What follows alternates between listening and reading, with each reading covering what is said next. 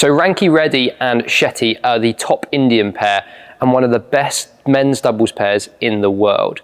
So what we're going to do is analyse their game and hopefully give you a few tips that you can use to improve yours.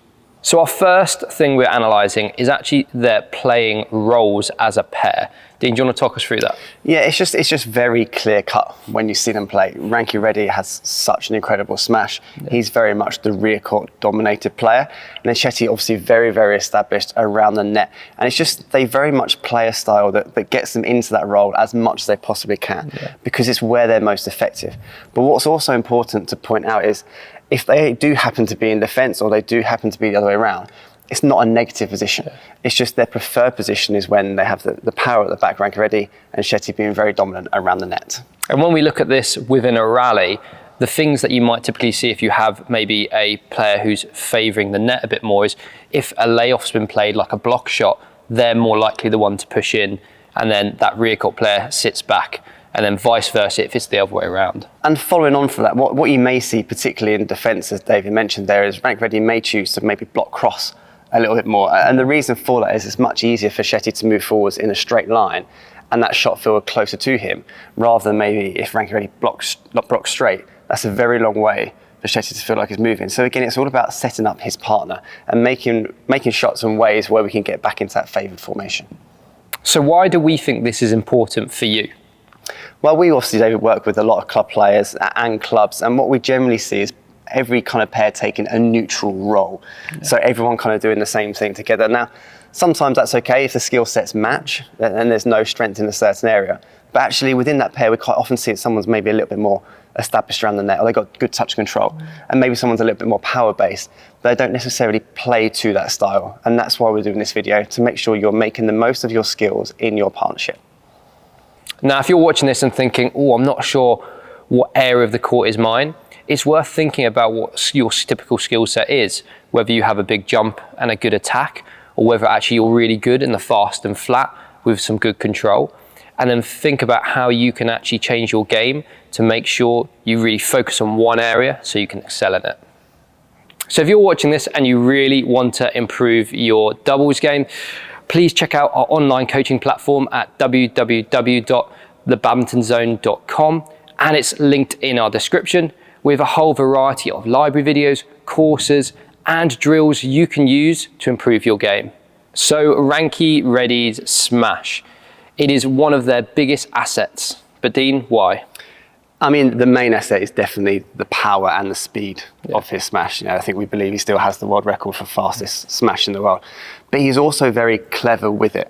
He's not necessarily looking to hit the winner, A, because he's obviously right at the back of the court, and B, at world-class level, defences are so strong. So he's also using it as a very clever setup shot with where he's placing it and how he can set up Shetty at the net. And that's probably one of the biggest differences we see between sort of club players and those top players, not on power, but on how they use the smash. Yes. They're hitting the smash thinking, I've got to hit a winner here, I've got to smash through them, when actually so often the smash is just the setup shot, like you said, to get that net player hitting a good kill finishing shot at the net. Very much so, and it's how the mentality changes, that you're kind of feeling like you're always applying pressure from the back of the court rather than feeling like you're hitting winners. And what you'll probably find is actually your error rate will actually start to come down a little bit, because as David says, we're not forcing it as much, we're seeing it as a setup. So Dean, what shots should players be using around their smash to get the most out of it? Yeah, I think there's two options you definitely play alongside with it. One is kind of a faster slice, so it almost still feels like it's travelling towards the defender, and what that does is it actually makes their defence very difficult to time, because they're naturally looking for that very powerful shot where they're trying to get ready off that. So something slightly slower with a little bit more angle makes it difficult to time. The other option is if you do have a big smash from the back of the court, what you'll probably find is that people will move backwards a little bit to kind of cater for the extra time that they want to be able to get the smash back. So that does open a lot of space at the front of the court. And what's important, as David said, that we add that variety and use that space as well to always feel that we're keeping our opponent guessing. And this is the same pretty much with any weapon you have on the badminton court. If you overuse it, it no longer becomes a weapon, and it's so much easier for your opponent to get back. And I think it is important just to comment on that drop shot. You mentioned one, Dean, that's a slightly faster, deeper slice, which is a great shot. But then if we do want to utilise the front, what we're not doing is this slow, loopy drop, which we often see. We want something that's coming down relatively sharp, just a little softer to make them move forward. So moving forward now towards the net, and this is very much Shetty's area, Dean. Why is he so good there? I think he's got a fantastic rear court player. Firstly, that makes him very confident around the net, but he also has a very good reading of the game, and that's also linked to where Rankireddy's smash is coming. I think what we're very keen to talk about here, David, is that Shetty takes up lots of different positions at the net, depending on what's happening behind him and where the attack is hit. And the reason we're keen to talk about that is, again, we see a lot of club players kind of being based in and around the tee, regardless of what's happening with different shots and different options that are coming behind them. Now, this is a really important area because what we see with a lot of club players is we almost see two separate people on court and they're not working for each other. What you've both got to be thinking about is how can I play certain shots to help set up my partner. So let's start on the round the head side, Dean. What sort of positions would Shetty look to take here? I think the first and most important thing is that he wouldn't be glued to the service line. You know, he would be a good 2 steps further back. And the reason he's in this position is if that shuttle was driven back from the defence, he has a little bit more time to see it and a little bit more time to react rather than being too close. Also, he would be very much on the same side as the smash and hoping that Rankireddy is going a little bit more maybe down the tram line. And if we're hitting this tram line, that becomes a very difficult shot to play cross. And if it does come cross, it still comes through a little bit more where I'm standing. But by me being a little bit, or Shetty being a little bit more on the straight, it just means that he can then start to intercept the shot coming down the tram line rather than feeling almost disengaged with that shot. You know, if he's not in the right position, that shot's just going to keep going, whizzing past him, and again, unable to apply the same amount of pressure with Rankireddy pressing forward than Shetty being able to come across and intercept that shot. And that's such a good point. If you have a current player you constantly play with, it's having that conversation of, well, you could be standing in the good position here to channel attack, but if this rear court shot isn't played to the right place and it opens up the cross, then actually you're no longer in a good position. So this is where you need to talk with your partner and make sure you have a good game plan when you're hitting overhead. And David makes a really good point there, that as a net player, we are the ones that have the visuals of what is going on with the defence. Are they standing one side? Are they favouring a certain grip? And it's really important that we feed that back to our rear court player so they're able to adjust their attack to make the defence a lot harder to get back. Another thing when it comes to attacking that we often see with club players is they just want to hit at their opponent, Dean. And actually utilising the middle is such a fundamental and often used so often at the top level. Why is that? Yeah, I think you're right. We often say that we can make average defences look really good by smashing onto a racket, and sadly we do see that quite a lot. So the use of the middle again is very important. It splits the two players in defence. You know, sometimes you get that uncertainty who's going to hit it. It also can sometimes cut down the angles that come back. So what I mean by that is that smash down the middle would come kind of out through Shetty. So it feels like every shot that comes out isn't too far away from him, and he has a chance of intercepting both.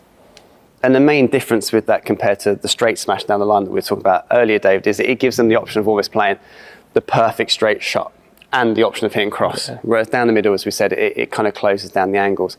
And we're not saying one's better than the other here. Again, we're just giving you different options that you can also play around with and what you're having more success with based on who you're playing against. Now, should we be using the cross smash in doubles, Dean? Yeah, it's a very interesting topic, and the reason it maybe comes in at club level is because they watch the top players, and yes, sometimes it does happen, but they have such a clear communication with their partner that the net player is still able to come quickly across and cover the drive down the line. The reason I'm a little bit more against it at club level, I think it's hit unnecessarily, and they're trying to hit it because they're being desperate or there's no thought process behind it. The other aspect is generally because the smashes don't have the same pace, obviously, as the professionals. The defender then just hits it straight down the line and it's nowhere near where the net player is standing. And actually, we just then see the rear court player scampering across the back trying to pick it up. So if we are going to play this cross smash, there has to be a big valid reason as to why that might be the case. So maybe the cross defender is way over in the tram line, or maybe the defender on the cross doesn't have a strong defence as the person straight. But again, there still needs to be an element of communication with the partner that just in case they do get that back, we're not kind of in a bad position. And lastly, if you are going to be taking on the cross-court smash at the back of the court, it's important that maybe your net player is looking for their forehand side rather than open up the weaker backhand side. Moving on to the first 4 shots, and this is such a big area, and an area Rankireddy and Shetty really dominate in. Dean, do you want to take us through it? Yeah, I think it's also just bringing back the value of the first 4 shots, and something, again, maybe at club level that is underestimated how important it is. Yeah. Kind of, right, let's just get the rally going. They're very much, right, how can we get so organised on these first 4 shots that we're in such a good position right from the get-go, and we make life very difficult for their opponents to get that attack back. And I think it's worth pointing out here, whenever particularly I've worked with my players on the first 4, if that serve isn't good, tactics go out the window.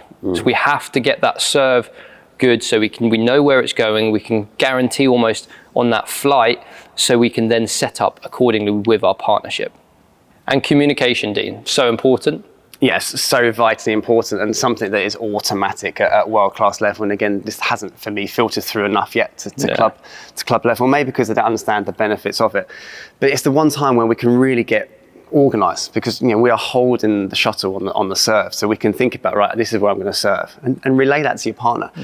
I think club players worry about it being an essay and kind of breaking the rhythm of the game too much. It's just a very quick, this is where I'm going to serve, this is what I'm going to look for.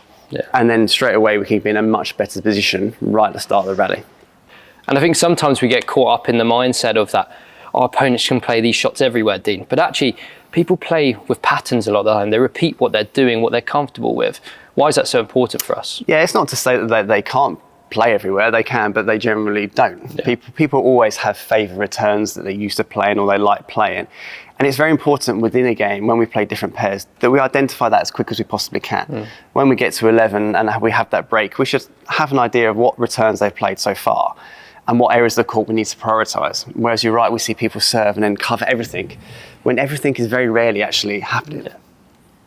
So a nice little tactics just to get you started in your serve and third shot is actually splitting the court into sort of 6 areas. 2 at the front, 2 in the mid-court, 2 in the rear court. Now the server's going to take the 2 in the front, their partner's going to take the 2 in the back, and then we need to split the middle 2. Who's going to take maybe the forehand side and who's going to take the backhand side? And then who's going to cover those awkward shots in the middle, and we can be a lot more organised with our first 3. And that is a very good way for you to feel like you're starting every match until you start to identify the returns that our opponents are playing. Because actually you then find that maybe those 6 returns only turn down to 4. And then we then discuss again and cover the shots that are coming over. So we hope you've enjoyed this video looking at Shetty and Rankireddy's style of play. Now don't worry, we're not suddenly expecting you just to start playing like them. But some of the fundamentals they use in their game can be filtered down into your game.